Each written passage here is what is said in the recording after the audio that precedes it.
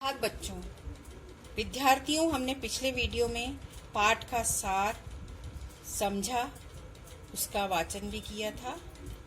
आज हम mind map के माध्यम से मुख्य बिंदुओं को समझेंगे। लाला पटेल गांव के अनपढ़ बुजुर्ग और एक स्वाभिमानी किसान थे। उनके माध्यम से गांव में एक लाइब्रेरी खुली। लाइब्रेरी क्यों खोली गई?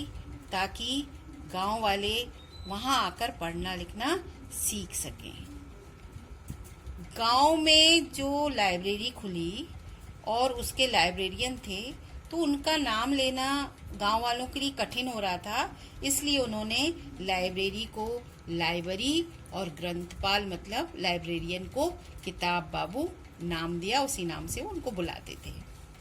लाइब्रेरी में बच्चे, बड़े, औरतें, बुजुर्ग सभी लोग पढ़ने के लिए आते थे।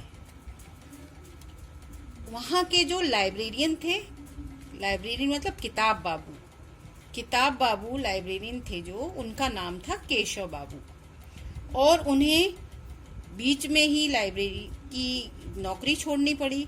बच्चों ने नौकरी क्यों छोड़नी पड़ी? क्योंकि उस गांव के कुछ लड़के आजादी की लड़ाई में भाग ले रहे थे। उस समय हमारे देश को आजादी नहीं मिली थी, अंग्रेजों का जमाना था, अंग्रेजों की सरकार थी और आजादी की लड़ाई में भाग लेने वाले लोगों को राजद्रोही समझा जाता था। तो अंग्रेज समझते थे कि केशव बाबू ने उन लड़कों को लड़ाई में भाग लेने के लिए भड़काया है, इसलिए उन्होंने उन्हें नौकरी से छुट्टी दे दी। जब किताब बाबू की छुट्टी हो गई, नौकरी से उन्हें निकाल दिया गया, तो लाइब्रेरी को चलाने की जिम्मेदारी लाला पटेल ने उठाई। जबकि लाला पटेल अनपढ़ थे, फिर भी उन्होंने पढ़ना लिखना सीखा, लाइब्रेरी को चलाने के तरीके सीखे और उन्होंने लाइब्रेरी को बहुत अच्छे से संभाला।